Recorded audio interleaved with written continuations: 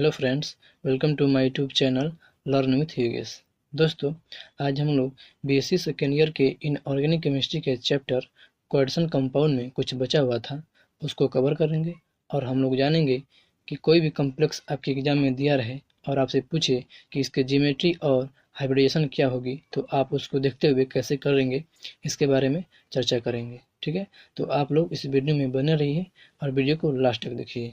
और दोस्तों, आपसे रिक्वेस्ट है कि आप लोग इस वीडियो को स्टार्टिंग में कम से कम बिना स्किप किए हुए देखिए, नहीं तो आपको कुछ समझ नहीं आएगा और आपके एग्जाम में कोई भी कॉम्प्लेक्स आ जाएगा और आपसे पूछेगा इसकी ज्योमेट्री क्या होगी और हाइब्रिडेशन क्या होगी, तो आप नहीं कर पाओगे। ठीक है, तो बिना स्किप किए हुए इस वीडियो को देखिए। ठीक है, तो चलिए हम लोग आगे बढ़ते हैं।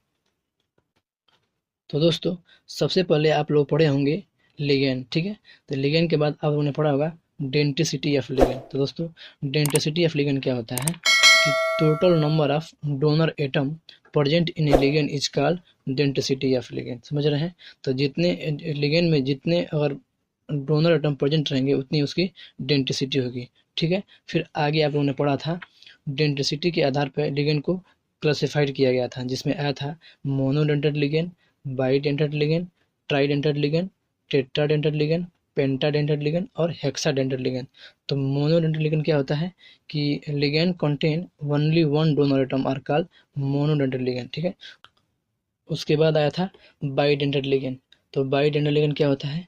Ligand containing two donor atom are called bidentate ligand. Example में ऑक्जेलेट आयन, इसमें क्या होते हैं? टू डोनर एटम होते हैं। एथिलीन डाइअमीन, इसमें भी टू डोनर एटम होते हैं। तो इसका मतलब समझ रहे हैं, जितने डोनर एटम उतनी उसकी डेंटिसिटी। ठीक है, मैं अभी इसको बताया था डेंटिसिटी ऑफ लिगैंड। ठीक है, जितने डोनर एटम उतनी उसकी डेंटिसिटी। और दोस्तों, यही लिगैंड जाके सेंट्रोमीटर से जुड़ेंगे ना, तो जितनी इसकी डेंटिसिटी होगी ना, उतना ही सेंट्रोमीटर आयन का क्वेश्चन नंबर होगा। ठीक है, मान लीजिए किसी लिगैंड का डेंसिटी 3 है, अगर वो जाकर जुड़ेगा सेंट्रोमीटर से, तो सेंट्रोमीटर आयन का क्वेश्चन नंबर क्या होगी? 3 हो जाएगी। ठीक है, मान लीजिए लिगेंड का डेंसिटी 4 है, तो वो जाकर जुड़ेगा तो उसकी क्वेश्चन नंबर 4 होगी। ठीक है, ऐसा समझ में? तो चलिए हम लोग आगे बढ़ते हैं। आगे आप लोगों ने पढ़ा होगा weak field ligand and strong field ligand. ठीक है, तो मैं बता देता हूँ कौन सा वीक फील्ड लिगेंड है और कौन स्ट्रॉन्ग फील्ड लिगेंड है। देखिए, I- से लेके H2O तक ये सब क्या है? वीक फील्ड लिगेंड है। ठीक है, तो आप लोग इसको मत याद रखिए, आप लोग इसको याद रखिए। NCS से लेके CO तक ये सब क्या है? स्ट्रॉन्ग फील्ड लिगेंड है। ठीक है, तो आप लोग इसको याद कर लीजिए। ठीक है, जिसको मैं गोला बना रहा हूँ, ये सब क्या है? स्ट्रॉन्ग फील्ड लिगेंड है। आप लोग इसको याद कर लीजिए। किसको? NCS से लेकर CO तक ये सब क्या है? स्ट्रॉन्ग फील्ड लिगेंड है। ठीक है, तो आप लोग अच्छे से याद कर लीजिए। आप सोच रहे होंगे कि मैं क्यों बता रहा हूँ। ठीक है, तो बस आप अभी मत सोचिए, बस इस समय मैं बोल रहा हूँ, रिक्वेस्ट कर रहा हूँ आप लोग यहाँ पे स्किप मत कीजिए। बस यहाँ समझ जाएंगे ना, तो कोई भी कॉम्प्लेक्स आपको दे देगा, आपसे पूछेगा उसकी ज्योमेट्री और उसकी हाइब्रिडेशन, तो आप लोग तुरंत बता देंगे। ठीक है, बस इतना समझिए, मैं जितना बता रहा हूँ स्टार्टिंग में, यहाँ मत स्किप कीजिए प्लीज़। ठीक है, चलिए आगे देखते हैं। इतना समझिए, आगे देखिए। आगे है nature of ligand, coordination number, hybridization, geometry. तो दोस्तों, यह मोस्ट इंपॉर्टेंट है। अगर यहाँ आप समझ गए ना, तो मैं पक्का 100% बोल रहा हूँ कि आपके एग्जाम में कोई भी कॉम्प्लेक्स आए ना, तो आप उसको देख के बता देंगे कि इसकी ज्योमेट्री ये होगी और इसकी हाइब्रिडेशन ये होगी। तो प्लीज़ यहाँ स्किप मत कीजिए, यहाँ पे पूरा अच्छे से समझ जाइए। ठीक है, अगर यहाँ समझ गए तो पूरा खेल खत्म। ठीक है, चलिए आगे देखते हैं। आगे है स्ट्रॉन्ग फील्ड। अगर किसी कॉम्प्लेक्स में स्ट्रॉन्ग फील्ड प्रेजेंट हो और सेंट्रल मैटर एटम का क्वेश्चन नंबर 2 हो, तब उसकी हाइब्रिडेशन होगी sp और ज्योमेट्री होगी लीनियर। अगर कॉम्प्लेक्स में वीक फील्ड प्रेजेंट हो और question number central matter atom का 2 हो, तब उसकी हाइब्रिडेशन होगी sp और ज्योमेट्री होगी लीनियर। तो दोस्तों, आप लोग एक बात नोटिस कर रहे होंगे, सेंट्रल मैटर एटम का क्वेश्चन नंबर 2 है, तो उसकी हाइब्रिडेशन sp हो रही है और ज्योमेट्री लीनियर हो रही है, चाहे वह वीक फील्ड लिगेंड प्रेजेंट वहाँ पे हो या स्ट्रॉन्ग फील्ड लिगेंड प्रेजेंट हो रहा है। ठीक है, देखिए यहाँ पे, ठीक है ना। तो स्ट्रॉन्ग फील्ड रहे तभी sp, वीक फील्ड रह रहा है तभी sp उसकी हाइब्रिडेशन और ज्योमेट्री लीनियर लीनियर। कब? जब question number of central matter atom is 2। समझ रहे हैं? सेंट्रल मैटर एटम का क्वेश्चन नंबर 2 हो, तब उसकी ज्योमेट्री होगी लीनियर और हाइब्रिडेशन होगी sp, चाहे वीक फील्ड प्रेजेंट हो चाहे स्ट्रॉन्ग फील्ड प्रेजेंट हो। ठीक है, चलिए आगे देखते हैं। आगे है स्ट्रॉन्ग फील्ड। अगर कॉम्प्लेक्स में स्ट्रॉन्ग फील्ड प्रेजेंट हो, सेंट्रल मेटल एटम का कोऑर्डिनेशन नंबर 4 हो, तब होगी हाइब्रिडेशन DsP2। ठीक है, और ज्योमेट्री क्या होगी, स्क्वायर प्लेनर। अगर वीक फील्ड प्रेजेंट हो, अगर वीक फील्ड प्रेजेंट हो, सेंट्रल मेटल एटम का कोऑर्डिनेशन नंबर 4 हो, तब उसकी होगी हाइब्रिडेशन sp3 और ज्योमेट्री होगी टेट्राहेड्रल। ठीक है, आगे देखते हैं। आगे आपका है स्ट्रॉन्ग फील्ड। अगर कॉम्प्लेक्स में स्ट्रॉन्ग फील्ड प्रेजेंट हो और सेंट्रल मेटल एटम का कोऑर्डिनेशन नंबर 6 हो, तब उसकी होगी हाइब्रिडेशन D2sp3। क्या होगी, D2sp3 और ज्योमेट्री होगी ऑक्टाहेड्रल। अगर कॉम्प्लेक्स में वीक फील्ड प्रेजेंट हो, सेंट्रल मेटल एटम का कोऑर्डिनेशन नंबर 6 हो, तब उसकी हाइब्रिडेशन होगी हाइब्रिडेशन sp3d2 और ज्योमेट्री होगी ऑक्टाहेड्रल। तो दोस्तों, पहला कॉम्प्लेक्स है AgNH3 का होल ट्वाइस प्लस। मान लीजिए दोस्तों, यही कॉम्प्लेक्स आपके एग्जाम में आ जाए और आपसे पूछे इसकी ज्योमेट्री और हाइब्रिडेशन क्या है, तो आप कैसे बताएंगे। देखिए, सबसे पहले आप लोग NH3 को देखेंगे कि यह किस फील्ड का है, स्ट्रॉन्ग फील्ड लिगेंड का है या वीक फील्ड लिगेंड का है। तो अभी आप लोगों ने ऊपर पढ़ा है NH3 होती है स्ट्रॉन्ग फील्ड लिगेंड, तो आप लोग समझ गए होंगे कि इस कॉम्प्लेक्स में स्ट्रॉन्ग फील्ड लिगेंड प्रेजेंट है। अब क्या करेंगे हम लोग, अब निकालेंगे सेंट्रल मेटल एटम का कोऑर्डिनेशन नंबर। तो देखिए यहाँ पे इसकी कोऑर्डिनेशन नंबर कितनी है, 2 है। ठीक है, तो अब मालूम चल गया कि इस कॉम्प्लेक्स में सेंट्रल मेटल एटम का कोऑर्डिनेशन नंबर 2 है और इसमें स्ट्रॉन्ग फील्ड लिगेंड प्रेजेंट है। तो ये बताइए, क्या आप इसकी ज्योमेट्री नहीं बता पाएंगे? यार क्यों नहीं बता पाएंगे, बिल्कुल बताएंगे। अभी हम लोगों ने ऊपर पढ़ा है कि किसी कॉम्प्लेक्स में स्ट्रॉन्ग फील्ड लिगेंड प्रेजेंट हो और सेंट्रल मेटल एटम का क्वेश्चन नंबर 2 हो, तब उसकी हाइब्रिडेशन होती है sp और ज्योमेट्री होती है लीनियर। तो दोस्तों, इस कॉम्प्लेक्स की हाइब्रिडेशन होगी sp और ज्योमेट्री क्या होगी, लीनियर। ठीक है, तो चलिए हम लोग नेक्स्ट कॉम्प्लेक्स को देखते हैं। नेक्स्ट है MnO4 माइनस। तो दोस्तों, इसकी हम लोग को ज्योमेट्री और हाइब्रिडेशन बतानी है। तो देखिए, सबसे पहले क्या करेंगे, O4 को देखेंगे। तो O4 क्या है, वीक फील्ड लिगेंड है। और अब क्या करेंगे, मैंगनीज का निकालेंगे कोऑर्डिनेशन नंबर। तो देखिए यहाँ पे 4 है, इसका मतलब इसका कोऑर्डिनेशन नंबर कितना है, 4 है। ठीक है, तो अभी हम लोग ने पढ़ा है कि किसी भी कॉम्प्लेक्स में अगर वीक फील्ड लिगेंड प्रेजेंट हो और सेंट्रल मेटल एटम का कोऑर्डिनेशन नंबर 4 हो, तब उसकी ज्योमेट्री, तब उसकी हाइब्रिडेशन होती है sp3 और उसकी ज्योमेट्री होती है टेट्राहेड्रल। पढ़ा है ना। ठीक है, आप लोग देखिए ऊपर जाके, किसी भी कॉम्प्लेक्स में वीक फील्ड लिगेंड प्रेजेंट हो और सेंट्रल मेटल एटम का कोऑर्डिनेशन नंबर 4 हो, तब उसकी हाइब्रिडेशन होती है sp3 और ज्योमेट्री होती है टेट्राहेड्रल। तो ये बताइए, आप लोग देख के बता नहीं सकते हैं? देखिए क्या करना है, इसको देखना है, बता देना है, तो आपके एग्जाम में आएगा तो आप लोग तुरंत कर लेंगे। ठीक है, चलिए हम लोग नेक्स्ट कॉम्प्लेक्स को देखते हैं। तो दोस्तों, अगला है NaCN का होल 4 2 माइनस। इसकी हम लोग को ज्योमेट्री और हाइब्रिडाइजेशन बताना है। ठीक है, देखिए सबसे पहले देखेंगे हम लोग CN को। तो CN क्या है, एक स्ट्रॉन्ग फील्ड लिगेंड है। अभी हम लोगों ने ऊपर पढ़ा है, जाकर आप लोग एक बार देख लीजिए, जहाँ मैंने बताया था स्ट्रॉन्ग फील्ड लिगेंड और वीक फील्ड लिगेंड। ठीक है, तो CN क्या होता है, स्ट्रॉन्ग फील्ड लिगेंड होता है। ठीक है, तो आप लोग समझ गए होंगे कि इस कॉम्प्लेक्स में स्ट्रॉन्ग फील्ड लिगेंड प्रेजेंट है। अब क्या करेंगे, अब निकालेंगे सेंट्रल मेटल एटम का कोऑर्डिनेशन नंबर। ठीक है, तो NI है ना, सेंट्रल मेटल एटम। तो देखिए यहाँ पे क्या है, 4 है, इसका मतलब सेंट्रल मेटल एटम का कोऑर्डिनेशन नंबर 4 है। ठीक है, तो यहाँ निकल गया 4 सेंट्रल मेटल एटम का कोऑर्डिनेशन नंबर, और इसमें स्ट्रॉन्ग फील्ड लिगेंड प्रेजेंट है। तो दोस्तों, अभी हम लोगों ने पढ़ा है कि किसी भी कॉम्प्लेक्स में अगर स्ट्रॉन्ग फील्ड लिगेंड प्रेजेंट हो और सेंट्रल मेटल एटम का कोऑर्डिनेशन नंबर 4 हो, तब उसकी हाइब्रिडाइजेशन होती है DsP2। ठीक है, DsP2 और ज्योमेट्री होती है स्क्वायर प्लेनर। ठीक है, चलिए आप लोगों को मैं दिखा देता हूँ। देखिए यहाँ पे स्ट्रॉन्ग फील्ड, ठीक है, यहाँ पे स्ट्रॉन्ग फील्ड और सेंट्रल मेटल एटम का क्वेश्चन नंबर 4 है, तो इसकी हाइब्रिडेशन होती है DsP2 और ज्योमेट्री होती है स्क्वायर प्लेनर। ठीक है, तो चलिए आगे देखते हैं। तो दोस्तों, आप लोग समझ गए होंगे कि इस कॉम्प्लेक्स की हाइब्रिडेशन होगी DsP2 और ज्योमेट्री क्या होगी, स्क्वायर प्लेनर। ठीक है, तो आप लोग, अगर ऐसा आपके एग्जाम में आएगा तो आप लोग देख कर सकते हैं। ठीक है, तो कुछ एक्सेप्शन भी होते हैं, अपवाद भी होते हैं, उसको मैं लास्ट में बताऊंगा। हो सके तो कहीं आपके वही एक्सेप्शन वाला कहीं एग्जाम में आ जाए। ठीक है, तो आप लोग लास्ट तक देखिए, वीडियो को स्किप मत कीजिए। ठीक है, चलिए नेक्स्ट कॉम्प्लेक्स को देखते हैं। नेक्स्ट है AgCN का होल ट्वाइज माइनस, ठीक है। तो अब देखिए CN क्या है, स्ट्रॉन्ग फ्री लिगेंड, ठीक है।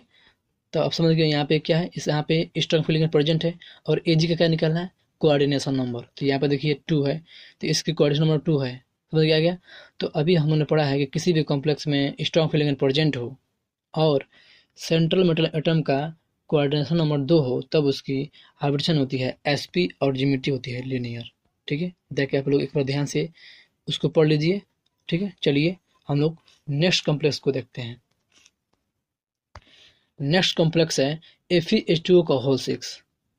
इसकी बताना है क्या, ज्योमेट्री और हाइब्रिडेशन। कैसे बताएंगे, देखिए H2O क्या है, वीक फील्ड लिगेंड है यार। देखिए ना ऊपर जो मैं बताया हूँ स्ट्रॉन्ग फील्ड लिगेंड और वीक फील्ड लिगेंड, वहाँ पर देखिए H2O होता है वीक फील्ड लिगेंड। तो ये तो हो गया, तो इसका मतलब इसमें क्या है, वीक फील्ड लिगेंड प्रेजेंट है। अब निकालेंगे हम लोग सेंट्रल मेटल एटम का क्या, कोऑर्डिनेशन नंबर। तो देखिए कितना है, 6 है, ठीक है। तो देखिए अभी हमने पढ़ा है किसी भी कॉम्प्लेक्स में वीक फील्ड लिगेंड प्रेजेंट हो, वीक फील्ड लिगेंड प्रेजेंट हो और सेंट्रल मेटल एटम का कोऑर्डिनेशन नंबर 6 हो, तब उसकी होती है हाइब्रिडेशन sp3d2 और उसकी ज्योमेट्री होती है ऑक्टाहेड्रल, ठीक है। चलिए मैं आपको दिखा देता हूँ। देखिए यहाँ पे है वीक फील्ड लिगेंड, ठीक है, और सेंट्रल मेटल एटम का क्वेश्चन नंबर 6 है, तब उसकी होती है हाइब्रिडेशन sp3d2 और ज्योमेट्री होती है ऑक्टाहेड्रल, ठीक है। तो चलिए नेक्स्ट देखते हैं। अगला है NiNH3 का होल 6 3+। तो दोस्तों इससे कैसे निकालेंगे, देखिए NH3 क्या होता है, स्ट्रॉन्ग फील्ड लिगेंड होता है, ठीक है। तो इसमें स्ट्रॉन्ग फील्ड लिगेंड प्रेजेंट है। अब निकालेंगे Ni का, यानी सेंट्रल मेटल एटम का कोऑर्डिनेशन नंबर। तो देखिए यहाँ पे कितना है, 6 है। तो सेंट्रल मेटल एटम का कोऑर्डिनेशन नंबर 6 है। तो दोस्तों अभी हम लोगों ने पढ़ा है किसी भी कॉम्प्लेक्स में अगर स्ट्रॉन्ग फील्ड लिगेंड प्रेजेंट हो और सेंट्रल मेटल आयन का कोऑर्डिनेशन नंबर क्या हो, 6 हो, तब उसकी हाइब्रिडेशन होती है D2sp3, पढ़ा है ना, D2sp3 और ज्योमेट्री होती है ऑक्टाहेड्रल, ठीक है, ऑक्टाहेड्रल। अभी हमने पढ़ा है, चलिए मैं आपको दिखा देता हूँ। देखिए यहाँ पे स्ट्रॉन्ग फील्ड प्रेजेंट हो और सेंट्रल मेटल एटम का कोऑर्डिनेशन नंबर 6 हो, तब उसकी होती है हाइब्रिडेशन D2sp3 और ज्योमेट्री होती है ऑक्टाहेड्रल, ठीक है। तो चलिए नेक्स्ट देखते हैं। अगला है COEN का होल थराइज 3+। तो दोस्तों इसकी हम लोगों को ज्योमेट्री और हाइब्रिडेशन को निकालना है। तो देखिए कैसे निकालेंगे। सबसे पहले EN होता है आपका स्ट्रॉन्ग फील्ड लिगेंड। आप लोग एक बार पीछे जाकर देख लीजिए, EN क्या होता है, स्ट्रॉन्ग फील्ड लिगेंड, ठीक है। तो इस कॉम्प्लेक्स में स्ट्रॉन्ग फील्ड लिगेंड प्रेजेंट है। अब क्या निकालते हैं, अब निकालते हैं हम लोग coordination number of central metal atom, ठीक है। तो आप लोग देख के सोच रहे होंगे कि इसकी कोऑर्डिनेशन नंबर 3 है। नहीं दोस्तों, इसकी कोऑर्डिनेशन नंबर 3 नहीं है। क्यों, इसकी कोऑर्डिनेशन नंबर 6 है। अब ऐसा क्यों, देखिए बता रहा हूँ। मैंने स्टार्टिंग में आपको बताया था डेंसिटी ऑफ लिगेंड। मैंने उसमें बताया था कि जिस लिगेंड में जितने डोनर एटम होंगे उतनी ही उसकी डेंसिटी होगी, ठीक है।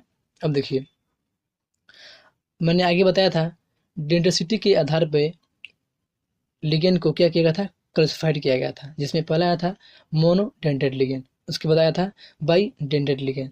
तो मैंने डिफिनेशन बताया था बाई डेंटेड लिगेंड का। मैंने बताया था लिगेंड कंटेनिंग 2 डोनर एटम। दोस्तों शब्द पे ध्यान दीजिए, ligand containing 2 donor atom are called bidentate ligand. मैंने उसमें एग्जाम्पल बताया था ऑक्जेलेट आयन और एथिलीन डाइएमीन। तो एथिलीन डाइएमीन ही है EN, है समझ में। EN को ही बोलते हैं एथिलीन डाइएमीन, ठीक है। तो EN में कितने डोनर एटम, 2 डोनर एटम। तो जितने डोनर एटम उतनी उसकी डेंसिटी, ऐसा समझ में। तो EN की डेंसिटी कितनी हो जाएगी, 2 हो जाएगी। क्यों, क्योंकि जितने डोनर एटम उतनी उसकी डेंसिटी। तो EN में कितने डोनर एटम, 2 डोनर एटम, इसलिए इसकी डेंसिटी क्या होगी, 2 होगी। तो EN की हो जाएगी डेंसिटी 2। अब देखिए, अब इस मान लीजिए ये किसी सेंटीमीटर एटम से जुड़ गया, मान लीजिए CO से जुड़ गया, ठीक है। तो जब CO से जुड़ गया तो जब निकालेंगे CO का क्या निकालेंगे, क्वेश्चन नंबर, तो हम देखेंगे EN का क्या, डेंसिटी। तो EN का डेंसिटी कितना है, 2। तो जितनी डेंसिटी उतना ही सेंट्रल मेटल एटम का कोऑर्डिनेशन नंबर, ऐसा में। जितनी डेंसिटी लिगेंड का जितनी डेंसिटी उतनी ही कोऑर्डिनेशन नंबर होगी सेंट्रल मेटल एटम आयन का। तो EN की कितनी है, 2 डेंसिटी अभी निकाले थे, ठीक है। तो CO, तो कोऑर्डिनेशन नंबर कितना होगा CO का, तो होगा 2। लेकिन दोस्तों ईएन यहाँ पे कितना है, 3 है। ऐसा में यहाँ पे ईएन कितना है, 3 है। अरे ईएन का होल थराइज है, तो एक ईएन में क्या हो रहा है, क्वेश्चन नंबर 2 हो रहा है। जब ईएन 3 है तो इसका मतलब 6 होगा ना, 2 इंटू 3 तो हो जाएगा आपका 6। इसका मतलब सीओ का होगा क्वेश्चन नंबर 6। ठीक है, यहाँ पे जब 3 कर देंगे, एक ईएन में 2 हो रहा था, यहाँ पे जब 3 कर देंगे तब 6 नहीं हो जाएगा, 6 हो जाएगा। इसलिए कोबाल्ट का हो जाएगा क्वेश्चन नंबर 6। ठीक है, तो आप लोगों ने पढ़ा होगा, अभी ऊपर मैंने पढ़ाया था कि किसी कॉम्प्लेक्स में स्ट्रॉन्ग फील्ड लिगेंड प्रेजेंट हो और quarter number of centimetre atom 6 हो, तब उसकी हाइब्रिडेशन होती है D2sp3 और ज्योमेट्री होती है ऑक्टाहेड्रल। ठीक है, ऐसा में बहुत ही अच्छा दोस्तों था ये आपके एग्जाम में पक्का आने वाला है। ठीक है, तो चलिए हम लोग नेक्स्ट देखते हैं। अगला है Fe2O4 का होल थराइज 3 - दोस्तों यहाँ पे होल थराइज है। ठीक है, मैं भूल गया था। ठीक है, देखिए C2O4 क्या है, बाइडेंडर लिगेंड है। बाइडेंडर लिगेंड में कितने डोनर एटम, 2 डोनर एटम। जितने डोनर एटम उतनी उसकी डेंसिटी। तो C2O4 की डेंसिटी कितनी हो गई, 2 हो गई। तो ये कितना है, 3 है। तो तभी 3 करने तो कितनी हो जाएगी, इसकी डेंसिटी 6 हो जाएगी। और जितनी डेंसिटी उतना उसकी कोऑर्डिनेशन नंबर। तो आयरन का क्या हो गया, कोऑर्डिनेशन नंबर 6 हो गया। ऐसा समझ में। और दोस्तों तो ये तो आपको समझ में आ गया कि इसकी क्वेश्चन नंबर 6 हो गई। लेकिन दोस्तों C2O4 ना, ये होता है वीक फील्ड लिगेंड। आप लोग एक बार जाकर देखिए, वीक फील्ड लिगेंड होता है C2O4, वीक फील्ड लिगेंड होता है। तो आपने पढ़ा होगा कि किसी कॉम्प्लेक्स में वीक फील्ड लिगेंड प्रेजेंट हो और सेंट्रल मोटर एटम का क्वार्टर नंबर 6 हो, तो उसकी हाइब्रिडेशन होती है sp3d2। ठीक है, और ज्योमेट्री क्या होती है, ऑक्टाहेड्रा। ठीक है, चलिए नेक्स्ट देखते हैं। नेक्स्ट है PbCl6 का 2 - देखिए Cl क्या है, वीक फील्ड लिगेंड है और क्वेश्चन नंबर कितना है, 6 है। तो वीक है और क्वेश्चन नंबर 6 है, तो इसका मतलब इसकी क्या होगी, हाइब्रिडेशन क्या होगी, sp3d2। क्यों, क्योंकि इसका ये क्या है, वीक फील्ड लिगेंड है और इसका ज्योमेट्री क्या होगी, ऑक्टाहेड्रल। ठीक है, चलिए नेक्स्ट देखते हैं। देखिए कितना दोस्तों आसान है, देखते हुए बता देते हैं। ठीक है, चलिए आप लोग भी बता देंगे। ठीक है, चलिए देखिए अगला है Fe6। तो F क्या है, F होता है आपका, देखिए जाके पीछे जाकर देखिए, इसमें F होता है वीक फील्ड लिगेंड। ठीक है, और Fe का क्या हो गया, क्वेश्चन नंबर 6 हो गया। तो वीक फील्ड लिगेंड प्रेजेंट है इसमें और क्वेश्चन नंबर 6 है, तो इसकी हाइब्रिडेशन होगी आपकी sp3d2 और ज्योमेट्री क्या होगी, ऑक्टाहेड्रल। ठीक है, आइए नेक्स्ट देखते हैं। अगला है CuNH3 का होल 4। दोस्तों यहाँ पे होल 4 है, मैं भूल गया हूँ। होल 4 2+, तो इसके निकालना है। देखिए सबसे पहले NH3 क्या है, स्ट्रॉन्ग फील्ड लिगेंड है और Cu सेंट्रल मोटर एटम का क्वेश्चन कितना है, 4 है। ठीक है, तो किसी भी कॉम्प्लेक्स में स्ट्रॉन्ग फील्ड लिगेंड प्रेजेंट हो और सेंट्रल मोटर एटम का क्वेश्चन नंबर 4 हो, तब क्या होता है, उसके हाइब्रिडेशन होता है DsP2। ठीक है, और ज्योमेट्री क्या होता है, स्क्वायर प्लेनर। क्या होता है, स्क्वायर प्लेनर। ठीक है, चलिए नेक्स्ट देखते हैं। नेक्स्ट है FeCN का होल 6 3 - ठीक है, देखिए Cn क्या है, Cn का होता है स्ट्रॉन्ग फील्ड लिगेंड। ठीक है, और आयरन का कितना है, क्वार्टर नंबर 6 है। ठीक है, तो जब 6 क्वार्टर नंबर और कॉम्प्लेक्स में स्ट्रॉन्ग फील्ड लिगेंड प्रेजेंट है, इसका मतलब इसका हाइब्रिडेशन होगा D2sp3। क्या होगा, D2sp3 और ज्योमेट्री होगी ऑक्टाहेड्रल। ठीक है, चलिए नेक्स्ट देखते हैं। अगला है CuCN का होल 4। इसको बताना है। देखिए Cn क्या होता है, स्ट्रॉन्ग फील्ड लिगेंड। बार बार आप लोग देखे हैं, तो ये होता है स्ट्रॉन्ग फील्ड लिगेंड। ठीक है, अब देखिए Cu का कोऑर्डिनेशन नंबर कितना है, 4 है। तो जब स्ट्रॉन्ग फील्ड लिगेंड प्रेजेंट हो कॉम्प्लेक्स में और क्वार्टर नंबर 4 हो, तब इसकी होती है हाइब्रिडेशन होती है DsP2 और ज्योमेट्री क्या होती है, ज्योमेट्री होती है स्क्वायर प्लेनर। Square planar. ठीक है, चलिए अब दोस्तों अब हम लोग पढ़ते हैं अब कुछ अपवाद के बारे में। ठीक है, देखिए अपवाद क्या है। तो देखिए दोस्तों ZnNH3 का होल 4 2+। देखिए NH3 क्या है, स्ट्रॉन्ग फील्ड लिगेंड है और Zn का क्वार्टर कितना है, 4 है। तो जब क्वार्टर नंबर 4 हो और किसी कॉम्प्लेक्स में स्ट्रॉन्ग फील्ड लिगेंड प्रेजेंट हो, तो उसकी हाइब्रिडेशन होती है DsP2 और जियोमेट्री क्या होती है, स्क्वायर प्लेनर। लेकिन दोस्तों ये कहता है हम DSP2 हाइब्रिडेशन को नहीं रखेंगे, ये कहता है कि हम रखेंगे SP3 और जियोमेट्री क्या होगी, टेट्राहेड्रल। ठीक है, तो यही मुख्य अपवाद है इसका। देखिए क्यों ऐसा होता है, देखिए जेडन जिंक होता है 30, ठीक है, जिंक होता है आपका 30 और क्या है 2+ है, इसका मतलब 2 दे दिया तो 28 हो गया। ठीक है, 30 तो हो यहाँ पे, लेकिन 2 दे दिया तो 28 बचेगा इसके पास। तो अब करेंगे हम लोग इलेक्ट्रॉनिक विन्यास। तो देखिए मैं अंत वाला केवल लिख रहा हूँ, तो जब आप इसका इलेक्ट्रॉनिक कन्फ्यूजन करेंगे तो अंत में आएगा 3D10 और 4s 0 आएगा। 4s क्या आएगा, 0 आएगा। क्यों 0 आएगा, देखिए यहाँ पे 4s2 आता है, लेकिन 2 तो ये दे दिया इसलिए यहाँ से चला गया 2। ठीक, अब देखिए डी वाले को क्या करिए आप लोग, बॉक्स बनाइए ऐसे करके। ठीक है, 1 हो गया, 2 हो गया, 3 हो गया, 4 5 हो गया और ये इसका हो गया। ठीक है, NH3 कितना है, 4 है, तो NH3 तो इसमें एक जुड़ जाएगा, यहाँ पे NH3 एक क्या होगा, जुड़ जाएगा, NH3 यहाँ पे जुड़ जाएगा, बाकी बचा 3। तो 3 क्या होता है, यहाँ पे जाता है, यहाँ पे कहता है हम आए, तो 3D जानते क्या कहता है, 3D कहता है नहीं नहीं आप यहाँ मत आइए। ठीक है, 3D कहता है यहाँ मत आओ, मैं ऑलरेडी क्या हूँ, स्टेबल हूँ। क्यों स्टेबल हूँ, क्योंकि आप लोगों ने पढ़ा होगा 3D10 कॉन्फ़िगरेशन हमेशा क्या होता है, स्टेबल होता है, मोर स्टेबल होता है।